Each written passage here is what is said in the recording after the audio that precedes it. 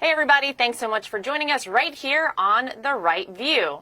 Well, the fake news media is totally out of control, no shock. Between witch hunts, hoaxes, censorship, and outright lies, it really should be no surprise that a lot of these outlets are failing. But that's not stopping them from constantly attacking everyone and anyone from whom they feel threatened. Or quite frankly, who goes against their narrative, or who is simply in the way of them pushing their agenda. Now, as you can imagine, none of us in the Trump family are unfamiliar with these type of attacks. They've become commonplace for us. Luckily, tonight, we have the privilege to be joined by one of the media's biggest targets, my husband, Eric Trump. Ladies and gentlemen, welcome back, honey. I am one of the biggest targets, unfortunately. Fortunately or unfortunately. Well, you know, here's the thing, is that we have become so used to this. If you don't experience it, you don't understand that the way the media, by and large, manipulates a story, the false narrative that they try to push forward, the way they attack us. If you haven't experienced it or you aren't close to somebody like us, you just would believe what they put out there. Now, fortunately, there are about 75 million Americans who I think saw how bad the media had become. Now, one of the most recent examples of these attacks from the left was just this past weekend when the fake news media attacked a charity organization that rescues dogs. Now, I happen to play an incredibly small role in this organization. They asked me to be their honorary co-chair starting in 2018. They have been having events at Trump properties from well before 2018. I am not on the board. I don't make any decisions. I literally show up to an event to encourage people to donate money to dogs that need homes, that need to be rescued. They rescue dogs from around the world. It is so outrageous. And by the way, I'll say one other thing. You write a check to that organization, right? Which I pay for my own plane tickets to fly down to this event. I actually, this past weekend, had to fly my mom to New York because I don't want to say who, but somebody couldn't fully handle the brunt of dealing with two children while I was gone. But, okay, we're talking about a plane ticket for my mom, plane ticket round trip for myself, donated money of my own that I always have to this organization for the several years that I've been involved with them. And then the fake news media, Huffington Post, again, no shock, put out this really ridiculous story that suggested that because I was this honorary co-chair, that I was, quote, funneling money from this dog charity to your dad, to Donald Trump. Like, are you kidding me? This stuff is so crazy. And here's the thing, and I know you feel the same way. We can take it. We always do, but here's where I have the problem. I have the problem when it impacts other people, when it impacts charities, and no one knows better about that than you. Yeah. Because in the beginning of your dad being president of the United States, I think before he even took office, after he was elected, you were forced to step away from a charity that you started at 22 that raised money for children dying from the most terrible diseases known to mankind. All of the donations went to St. Jude Children's Hospital, and it was terrible. For people that don't know, maybe fill them in on that. Yeah, well, listen, it was very simple. You remember, I went through this whole thing, but I started a foundation for St. Jude Children's Hospital. I think the best pediatric cancer hospital in the world, by far, bar none. They're in the middle of Memphis, Tennessee. They take in the worst stage 4 cases of cancer, and they're miracle workers. What they do, the lives they save, they're incredible. They're incredible. If you go there, and you've been there with me many times. If you go there, you'll just never be the same. I mean, thinking of what these little innocent children, the age of our kids, 1, 3, sometimes older, sometimes younger, what they're battling through, the leukemias, the this and that. And St. Jude is the best in the world at saving their lives. And I started a foundation called the Eric Trump Foundation at, actually even earlier than 22, at 20 years old. We ended up raising well over $20 million at the lowest expense ratio in this country. Our cumulative expense ratio is 9% off of that money. Excuse me, let me just pause you there. The lowest expense ratio of any private charity in the United States of America. Go on. Yeah. Well, at least one of the absolute lowest. Our credit card processing was 4.5%, right? So this was 9% total expense ratio. And because Hillary Clinton was getting killed every single day in 2016, they decided to come after me. So a kid with big ambitions, wanting to save the lives of others, they attacked savagely. They went to the Attorney General. They had the Attorney General launch investigations. Obviously, they didn't go anywhere because it was perfect. It was run perfectly. But I had a 9% expense ratio. When you look at the biggest charities in the country, and there's many great ones, but look at the biggest charities in this country, their expense ratios are 50, 60, 70% in so many cases. There was one of the biggest, which is one of the most famous, where they literally have a 90% expense ratio. Look at the expense ratio of the Clinton Foundation. I'm not even going to throw out the name because I don't want to do that, but look at the expense ratio of the Clinton Foundation, where G4s were getting paid for. People were flying lavishly all around the world, eating caviar dinners. Literally, we were flying coach and eating McDonald's, right? Because we wanted every single penny. We didn't have a paid employee right? I know. But these people want to destroy lives. And effectively what they did to me, right, where they say, Eric Trump steals money for it. We held the events at Trump Properties because we paid... Because why wouldn't you hold them at your own properties? Because we'd have 600 people, and we could call up every food vendor, and we could call up every, ice sculpture person. And I remember Eric being on the phone with people. I never saw you work harder than you did to get pennies off of a dollar from, major companies. I don't even want to name names, whether it was for beverages, whether it was for performers. We had people donate everything because everything went to the kids, and that's what it was all about. We'd call up the performers from The Apprentice, right? John Rich and all these great guys, and they would come in and they would put these concerts on that were phenomenal. We would call up our food vendors and say, listen, we give you guys a lot of business. Could you help us out? Could you help out the kids at St. Jude? Do you mind donating food to this wonderful event? And every single time they did it. That's why we didn't have a paid employee. We'd be upstairs stuffing envelopes, myself and a bunch of friends. And me. And you. Setting up the events the couple of days leading up to it. We always had a big... And you know what? We did that out of pure love, and they wanted to destroy that. And the first year, I'll never forget, the first year we raised $250,000 roughly. The next year we doubled it, and we doubled it, and we doubled it, and we doubled it. And we got such great momentum, and then all of a sudden 2016 comes along. Eric steals money from charity. These people are disgusting. And by the way, it's the Washington Post. It's Huffington Post. Huffington Post. It's Forbes. It's all these people. They hate my father. They hate his platform. They hate that he has a voice to millions and millions of Americans, and they'll do anything to try and destroy it. And they did that with you. So you paid for your own plane ticket this weekend. You went down. You raised millions of dollars for shelter animals that were otherwise going to be euthanized.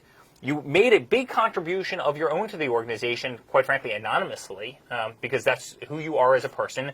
You spoke. You were away from your kids for the entire weekend.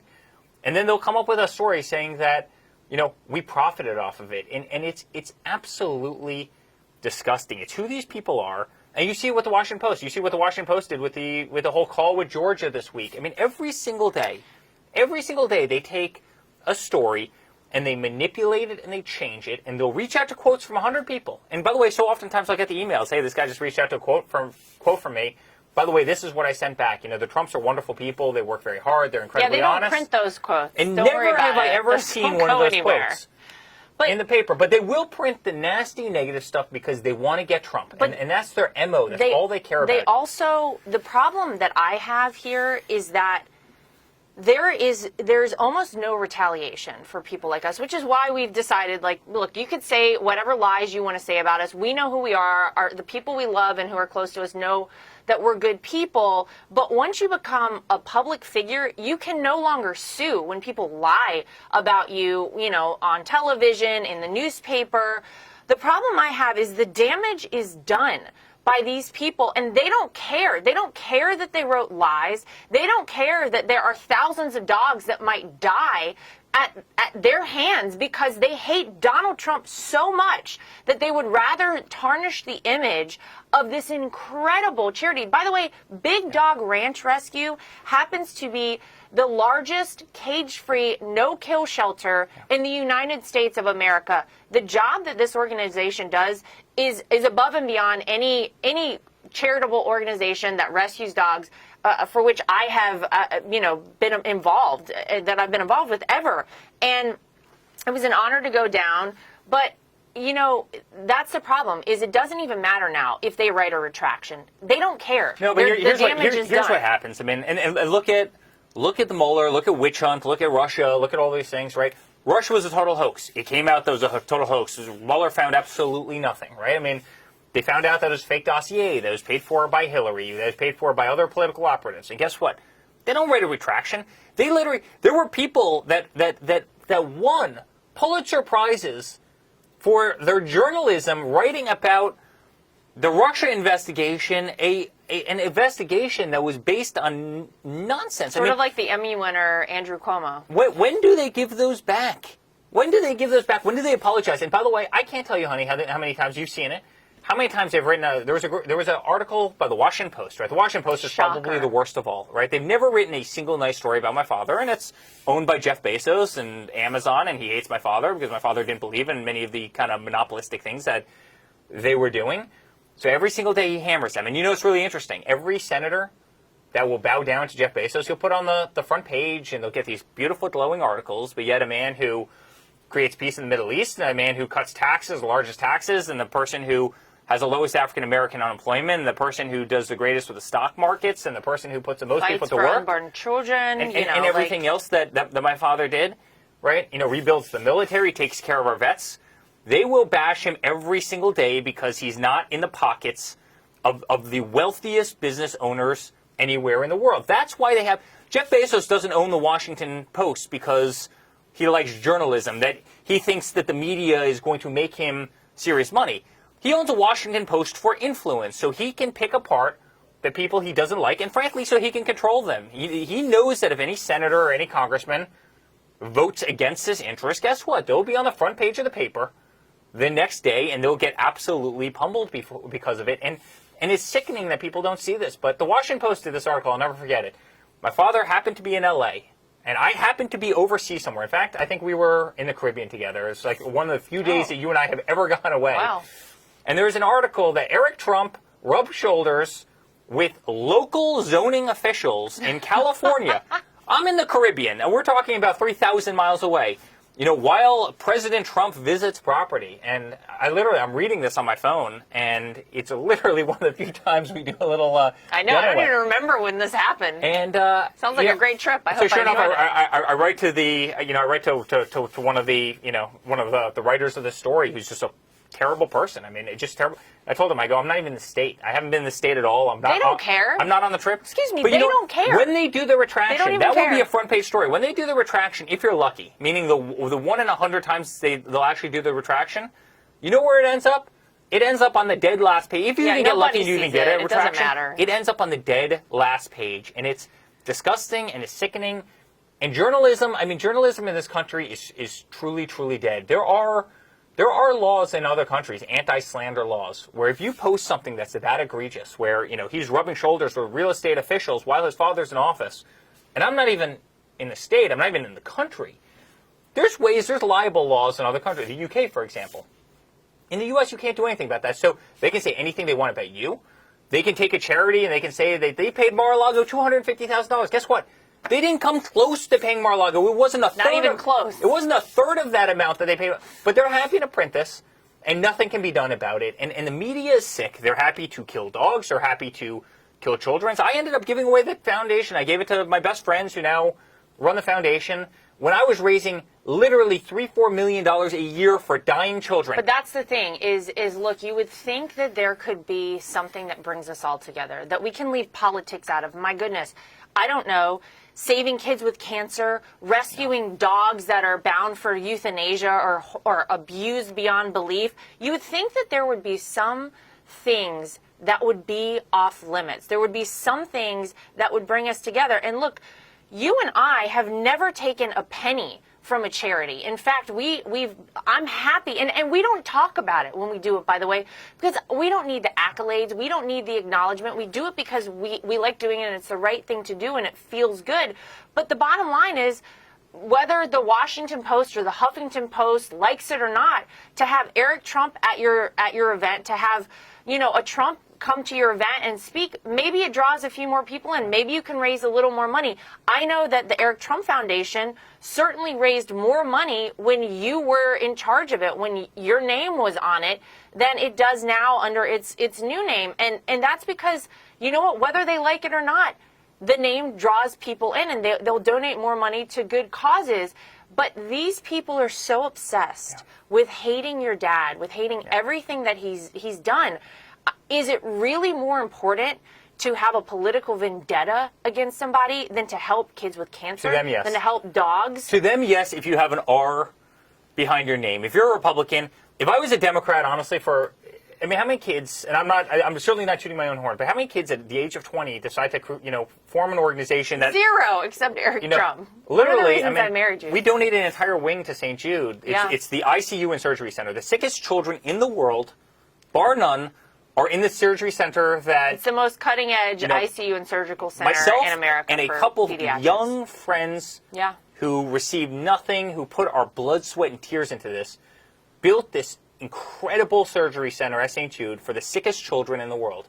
And they attack me relentlessly for you. You raise millions of dollars for animals. You've been the greatest advocate for shelter animals who would otherwise be euthanized.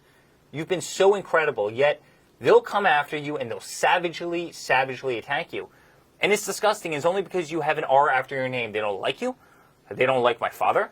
They don't like who we are. They don't like that we have the Trump name. They don't like that we were effective. They don't like that the guy did a damn good job in Washington, D.C., and then you see this guy now. The guy can't get a sentence out without, he can't walk across the south lawn of the White House without, and they have so much animosity that they'll do anything and they'll say anything, and there's zero ramifications for what they do, and it's horrible. It's absolutely horrible. It really has to change. But you know what? It's not going to change until people start calling out the basis for owning a paper only for one reason, and that's for exerting influence. And you know what pisses me off, honey? And I'm sorry to get worked up about this, but this is a place to we're do already it. there. We're here. China is laughing at us. China is absolutely laughing at us. You know what China's doing? They're focused on building the biggest navy in the world. They want to dominate our Pacific fleet. There's no question about this. They're trying to build intermediate range ballistic missiles to sink aircraft carriers and other, right? They're trying to control space. They're trying to control electronics. They're going out and they're trying to control all the rare earth minerals around the world. They're buying up every single mine and every single port, and they're bribing every single official in, every African and in many other countries as well. They're trying to buy up the entire world. They're spying on us. They're stealing our plans for our fighter planes. They're hacking into our companies. They're ripping off our technology. They're stealing our manufacturing. They're making everything more expensive for the United States. They're certainly behind so many of the, they're not thrilled that we've got the largest gas reserves in the world, that we've got the largest oil reserves in the world, because those are resources that they could only dream of, right? So they sit there and they have this checklist, which is, how are we going to be the dominating power by 2035? How are we going to do it, right? And they go, bang, bang, bang, bang, bang. We're going to control all these sectors. We're going to do all these things. We're going to steal all these technologies. These are the things that we're going to do societally. You know what we're doing? We're being attacked by the Washington Post for raising tens of millions of dollars for charity. That's right. We're being attacked by Forbes because they have nothing better to do. We're being defamed every single day. Nancy Pelosi is trying to impeach my father after my father is no longer even in office. They're trying to rig elections. This is what they're doing in this country. It is a waste of time. They're trying to raise taxes. They're literally closing down the oil reserves of this country. They're shutting down pipelines.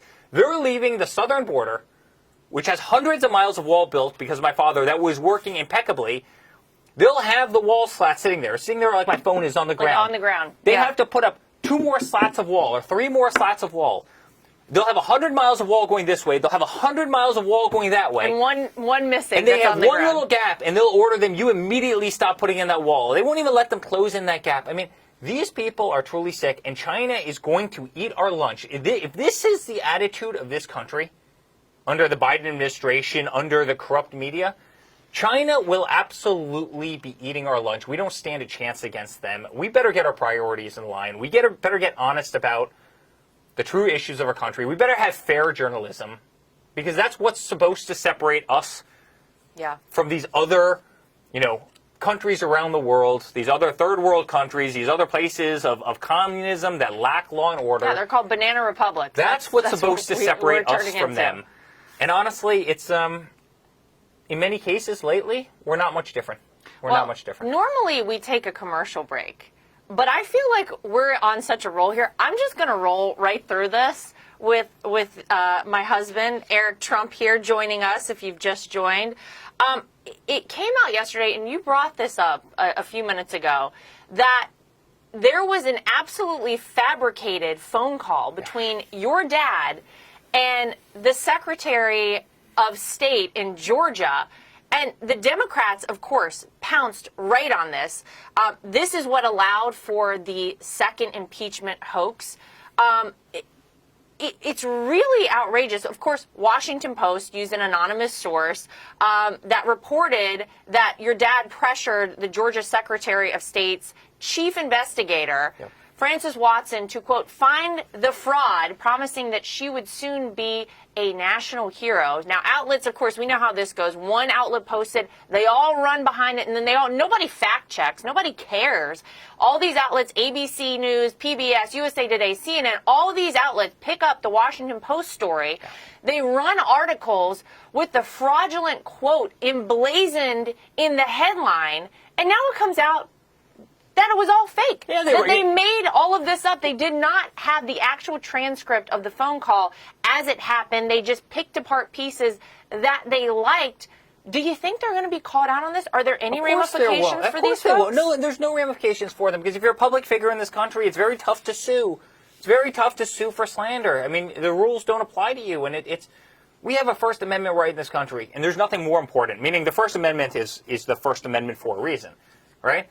But you don't have the First Amendment to lie and say, hey, guess what? The whole Ukrainian hoax, that was based on a conversation as well. My father released the conversation because it was a perfect conversation, because they had people who were sources. Sources say that on the call he said X, Y, and Z. My father goes, I never said that. And by the way, here, and thank the Lord that the White House taped that call. Yeah. And he could literally, say, here it is. Give the digital Knock file of this thing. But they did the same thing there. So he said this, a source says. Now they never name the source. They just pick words Always that they would anonymous. otherwise say that Trump would say, and they hand it over.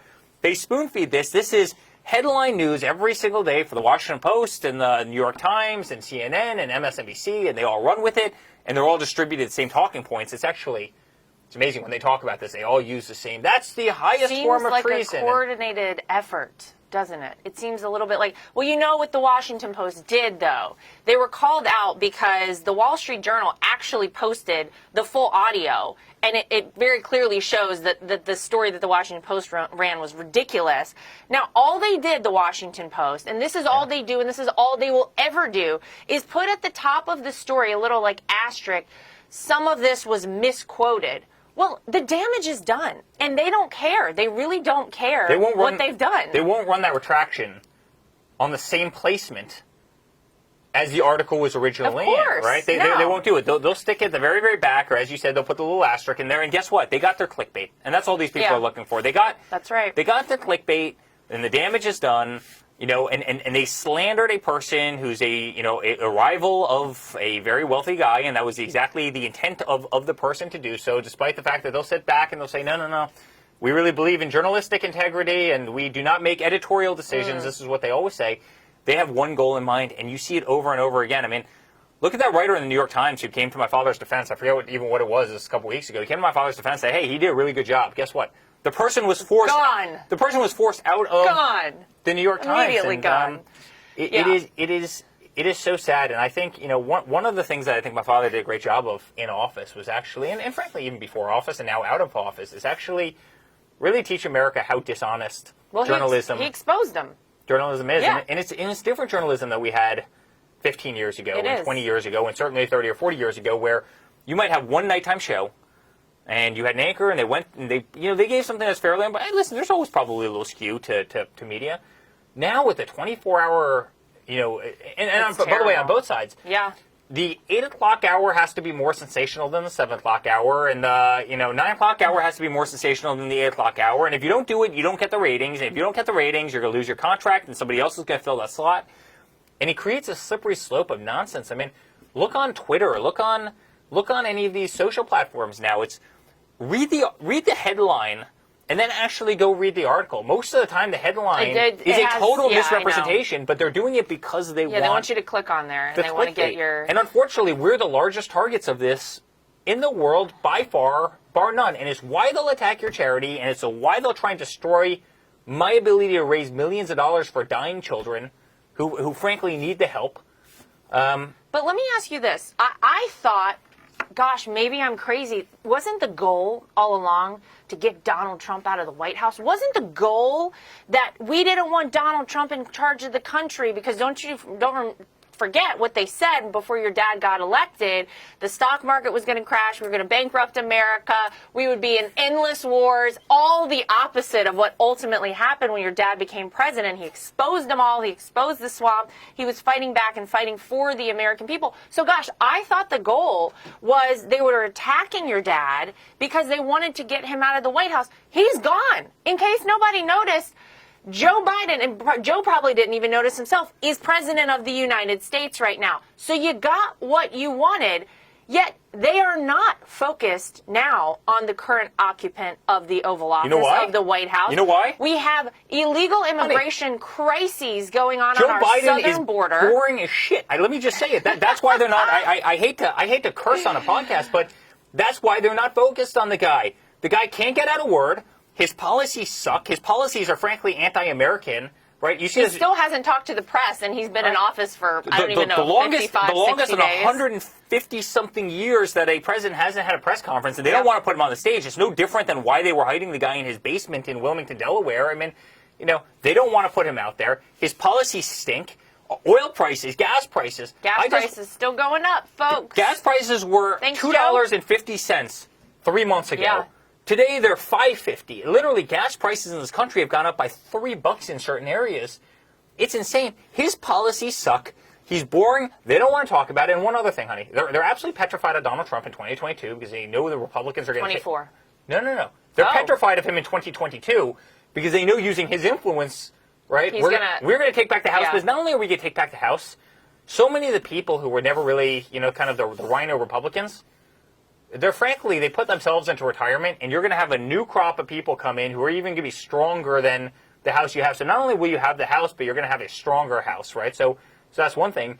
They're also petrified of 2024, and that's why you see, look at the way they weaponize the legal system. Look at the way they weaponize the legal system in the state where you literally have, attorney generals and district attorneys who ran on the promise of getting Trump, of suing the hell out of Donald Trump, getting Her him name out, is Letitia James. Getting him out of the White House, making his life miserable. And guys, when do the politics stop? When do they stop? It's one thing to say, listen, I think we should build a pipeline, and and I don't, and I think we should use solar panels, and I think we should use natural gas. All right, fine, those are reasonable arguments, but at what point do you have to be so perverse, that the level of hatred toward your opponent, it's so bad for the country. And again, I hate to go back to the China thing, but our adversaries around the world are laughing at us. Oh my gosh, of course they are. We look ridiculous to them. We look like complete fools that they're focused on a dog charity instead of the fact that we have Border Patrol who is begging for help on our southern border. We have facilities that are at over 700% capacity on our southern border because Joe Biden invited everybody in the world into America when he ran for office. He said, we got an open border, we'll pay for your health care, bring everybody in. We got caravans of people crowding our southern border, half of them probably with COVID. We don't even know what the ramifications of this are. Honey, you remember... And we're not even paying attention to it with our media. Trump was putting people in cages. Now... Oh, God. The most humane thing about immigration under my father is no one was making the trip north because they knew it was going to be much tougher. That's actually a very humane thing, right? Yeah, because this trip, by the way, is so dangerous and so treacherous. We've all seen the videos and photos of these, children that are drowned in the Rio Grande as they're crossing. The women that come up through the southern border, a quarter of them are sexually assaulted, and it's probably a lot higher than that. You're right. The best thing you could possibly do, the most humane thing and conscionable thing to do would be to say never make that trip because it is so dangerous. And if you come to our southern border, we want to have immigrants in America, but you have to come in the legal way. You got to go through the process. That is the best thing to do. Illegal immigration went down by 90% under my father's leadership. And now you look at it where 110, 120, 130,000 people are coming in a month. And by the way, you know who's laughing all the way to the bank? The cartels. Oh, yeah. The cartels This is a dream for them. That's all they do drugs, they do human trafficking, yeah. right? Where they're making every single person who comes up, pay large stipends of money for the privilege of being able to walk across their quote unquote turf. The cartels are laughing all the way to the bank. People are dying. There's nothing humane about what's happening. It's actually the least humane thing. And guess what? And Biden's leaving that gap in the wall that's 40 feet wide, allowing people to walk in totally unchecked. It's disgusting. It's disgusting. And you know what? The media ignores it. They say, yes, they're very humane. These facilities are very humane. Yet, under my father, when you had 1/10 the amount of people in there, they were called locking kids in cages. And but I think it's got to stop. It has to stop. Look, the reality is, you kind of alluded to this. The media needs your dad. The mainstream media is desperate to keep Donald Trump around and to talk about him because Joe Biden is boring. Joe Biden doesn't give them anything. The greatest is when your dad used to come out on the way to Marine One and say, okay, let's go. Who's got a question? That was Let's really... speak to the fake news. That was really amazing. They loved to hate him, and they need him desperately. So ultimately, I think that's what this is all about. Look, whatever happens, I hope some of these people realize the damage that they're causing. I hope they realize that we're trying to do good things for people, for animals, whatever it is. In fact, our 2 dogs are here. They've been stepping on my microphone the entire time because that's the kind of family we are. We've got dogs in the studio. But truly, it's so disturbing to see what has happened, the lengths that they'll go to. I hope some of these people have a bit of a conscience. I hope when they lay their heads down at night, they realize that you might think you're hurting our family. You're ultimately hurting kids with cancer. You're ultimately hurting, dogs out there that otherwise could be rescued, that would have great homes. We don't do these things to get attention. We do them because they're the right things to do. So with that said, I want to say thank you to my husband, Eric, for joining us today. What a great conversation. No commercial break. We just went straight through because it was so good. And we hope that you'll come back and visit us very soon. Thank you, honey. I love being on your show, and I love you very much. Oh, thank you very much. All right, everybody. Well, that'll do it tonight for us right here on The Right View. We will see you back here next time.